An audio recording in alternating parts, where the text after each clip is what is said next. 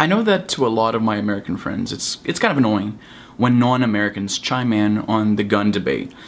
I'm Brazilian by birth, and I also hold Canadian citizenship, which might mean that to my American friends, I'm doubly wrong about everything I say in this video, but even still, hear me out. Alright, so because this is a more serious subject, this video is going to be a little bit different in tone than what I usually put up in my channel. I hope this doesn't disappoint the most of you, but what are we talking about?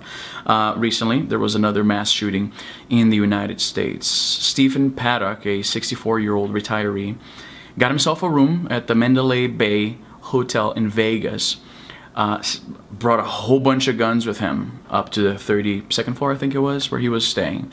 And then he shot down from his hotel room, which he smashed. He shot down at a concert, a country concert that was going on kind of across the street, right at a distance. And after everything was said and done, there were 58 people dead. By the way, if my lips are drier than usual, I'm wearing Invisalign, and that apparently makes your lips dry up and crack more, just in case that's distracting, because I think that's going on right now. So after everything was done, the cops responded and they prevented, thankfully, what could have been an even worse tragedy, but the fact remains that 58 people are dead, about 500 people injured, and the nation once again has to wonder what happened, and more importantly, how could we have predicted this? There is evil in this world, be it some random dude with a gun shooting people down, or some guy renting a truck and going down a busy street, just killing and maiming a bunch of people. This is something that is all around us. And it's depressing at times, and it forces us to really take these issues very seriously. Now, I want to say right out of the gate that I'm not exactly right-wing and I'm not exactly left-wing. I have some ideas which some might think are conflicting, because at times I might be defending a right-wing talking point, and at times I'm defending a left-wing talking point. Some people might call me incoherent because of that. I prefer to think that I'm approaching situations and trying to look at them carefully instead of just following one side blindly. I think it was Chris Rock that said that when you have ideology, you're answering a question before it's asked. You become predictable, and I try to avoid being predictable. And as a result, sometimes people will call me a conservative, alt-right, white male, whatever, and then some guys will call me an SJW cuck. So this is something I'm used to, but I'm hoping that we'll see the nuance here and we'll be able to have an actual conversation instead of just calling each other names. Let's make one thing clear from the beginning. When people talk about gun control, in practice, what they're talking about is the removal of a constitutional right, or at the very least, limiting it. And that's, legally speaking, that's incredibly problematic. And I know, I hate that word too, but it fits this context. There's a big problem in trying to remove a right, a constitutionally guaranteed right, especially because the right in question, the Second Amendment, is the right that protects the other rights. It's the right to fight against the government who's trying to take away your rights. It's almost like a catch-22. You're trying to get rid of the right that protects you from having that protects your rights. This makes it very hard to get rid of it. This makes it very difficult to address the issue. A lot of people attribute this to ill will on the Republican establishment, but it's not just that. The Constitution itself is designed to protect the rights therein, and it's hard. It's almost like a contradiction of the Constitution for government to say, yeah, that right, we can't have that anymore because people are doing something silly with that right. If that were the metric, we get rid of a right when somebody uses that right to do something stupid, you would literally not have any rights whatsoever. If you're a Trump hater, the argument can be made that democracy is bad and voting is bad because people elected Trump, or Hitler for that matter. It doesn't work that way. You can't take away a right because people fucked up. If that were the methodology, there just wouldn't be any rights. Now, this is the part where I'm gonna have to criticize both the right and the left, and you'll see what I mean about being called an alt-right, a white male, and then an SJW cuck sometimes in the comments for the same video. About the right-wing guys.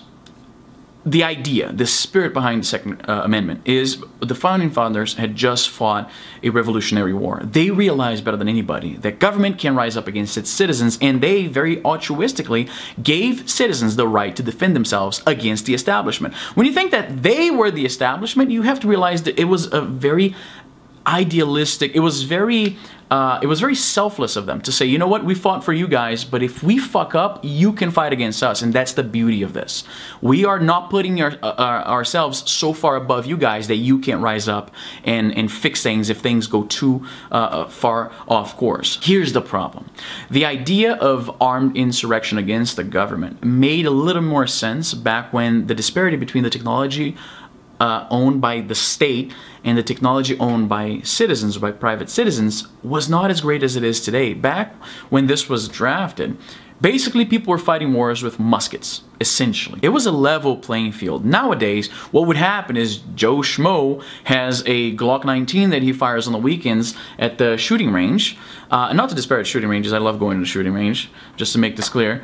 But meanwhile, the government you're trying to overthrow, the tyrannic government you're trying to overthrow, the tyrannic government that you feel will go for your life, they have spy satellites and intelligence infrastructure that knows where you are. They can tap into your phones, read your emails. They have fucking predator drones. They have spy satellites. I think I mentioned that already. Intercontinental ballistic missiles. They have so much more than what you can actually legally have, that the idea that you could rise against this government is almost laughable. So on paper, the Second Amendment is very fundamental to maintaining the democracy. In practicality, this government has gone so crazy with what it can do against its citizens that it's unlikely that you, holding an AR-15 that can only shoot semi-automatic, could actually fight against the United States Air Force. So, you see what I mean? I get the idea, it's just not practical nowadays. Should it be completely discounted for that? That's not what I'm saying. That's not what I'm saying. I'm just saying, good luck fighting a fucking aircraft carrier with an MP5. And there's hypocrisy on both sides. Here's what I mean. And I know I'm going to be generalizing, but it's a YouTube video. It's not a dissertation thesis, so I'm going to have to use broad strokes sometimes. But generally speaking, right-wing people, the people who are super for the Second Amendment, the don't tread on me types, their argument is we have to fight against tyranny, against state oppression, when and if that happens, and that is why the Second Amendment is necessary. We have to keep these people in check. We can rise against them if they just trample our rights. I get that. The problem is that when we see that actually happen, when that leaves the realm of hypotheticals, and we actually see a state force, say the police, trampling on rights of people, saying killing unarmed black people, these people never say a fucking word about that. Never a word. Their rhetoric changes to, we gotta rise up against this injustice and this tyranny, to, well, you know, this guy had it coming. Did he have to be so uppity with the police officer? Well, we don't know, maybe. To me, that is hypocrisy. You cannot at the same time think that we have to have guns because the idea here is to fight against injustice and oppression and tyranny, and when that actually happens, you come up with excuses. You blame the victim of oppression and tyranny. And before you get crazy in my comments, I do understand that a lot of these police shootings are legally justified. I'm not 100% buying into the Black Lives Matter rhetoric. There's a lot of things to be said about these guys. That's not what I'm saying, okay? Don't get me wrong. A lot of these killings, unfortunately, were legally justified. But not everybody was a Mike Brown, a guy who robbed the convenience store, then physically attacked the owner on his way out, fought with a police officer, apparently tried to reach for his gun, and then ended up getting shot for his troubles. We're talking about people who got shot that didn't really do anything wrong, but I still don't see the don't tread on me types, Second Amendment types, let's fight against tyranny types coming in the defense of these guys. Now, don't think the left-wing people are off the hook here. They are just as hypocritical, because here's the thing. I just mentioned Black Lives Matter. One of the talking points of the Black Lives Matter movement is that police, they are oppressive, they are tyrannical, they are unjust, they trample on the rights of minorities. When you talk about, say, the LGBTQ, I'm not sure how many letters go into this acronym now anymore. I've seen let's just say, the LGBT, that just makes it, I'm including everybody, okay? I just don't know what's the proper, because when you fuck up with terminology on these things, people get very offended, and I honestly, this is not a comedy bit, I honestly don't know what's the proper, I've seen like LGBTQA and then a plus sign, I'm not sure what is supposed to be a joke, what is supposed to be satire, what is the actual politically correct way. You know who I'm talking about, right? In the case with this community, what they talk about cops sometimes is that they're also homophobic and transphobic, and that's why, for instance, in Canada, there's a lot of controversy about cops participating in gay pride parades because they see that as, well, they shouldn't because they oppress us. And I understand why they would feel this way. I don't 100% agree, but I get the point. So on the left side, you have people saying that the cops are scum, they kill us, they are oppressive, they're tyrannical, all this shit. Therefore, they should be the only ones with guns. That does not make any sense to me. How can you say this institution represents institutionalized racism and homophobia and oppression and tyranny, but at the same time you argue that they are the only ones who should have guns? That seems... And this is the problem. Look, I'm not trying to make a point, to make a stand. I don't know how I feel about the subject. Ask me personally. I fired weapons. I don't own guns. In Canada, it's not as easy as in the States, where it's a right there. In Canada, it's more of a privilege. You have to apply for licenses. You have to take a firearms course.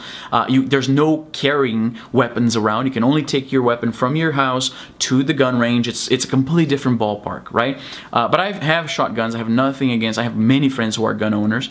And personally, while I understand the idea behind the Second Amendment, I understand why it's important, on a more pragmatic standpoint, I don't think that what it aims to do would ever be possible. I think the United States government would be able to prevent an armed revolution before it even started, what with the whole intelligence apparatus and espionage of its own citizens that I mentioned before. So I'm not trying to make a point, okay? If you're a right-wing guy and you like my comment, I'm not shitting on you. I'm not shitting on your right to keep and bear arms. That's not what I'm saying, okay? And if you're a left-wing guy who watches my content, I'm not saying you guys are completely full of shit and you're just dumb and you don't understand constitutional law. That's not what I'm saying. What I'm saying is this is an incredibly complicated issue that I honestly don't think it'll be solved in our lifetimes, if ever. So the point of this video is more, I'm not trying to make a point. Like I said, I'm not trying to say, oh yes, get rid of guns, or no, we should keep guns because blah, blah, blah.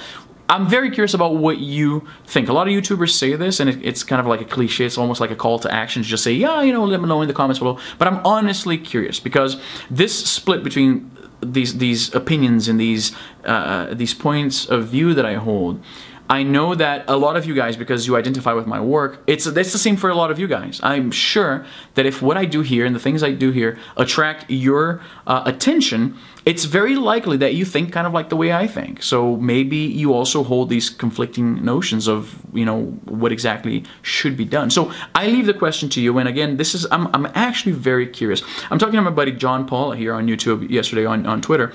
And he said, you know, dude, don't even bother. This subject is very toxic and nothing you say will change anything. And I say, well, I can't change anything. I'm not even American. I can't vote there. There's nothing I can really do to change the situation. I'm not trying to change anything. I'm not trying to change your mind on this issue. As you can see, I'm not holding one view more important than the other. I'm honestly curious. How do you feel about this? Given all of this that I just said, and given the fact that you probably think a little bit like I do, which side do you think is more right on this?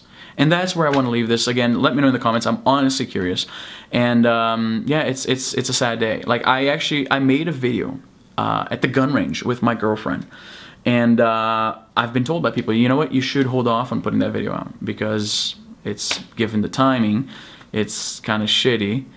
And it's a video for the Brazilian audience, and Brazilians think very differently about this issue than Americans, obviously. So I'm not sure they're gonna be bothered that much. Like, they're not gonna be that upset if I put out a video at a gun range some days after a mass shooting in the United States. But it still made me think, right? It still felt kind of wrong. Like, as I'm editing the video and I'm, you know, holding a gun and laughing about the whole idea of shooting, having all this, you know, having fun. I understand that's like, it's kind of sensitive right now. But what are you gonna do? But yeah, that's where I'm gonna end this video. Let me know how you feel about this.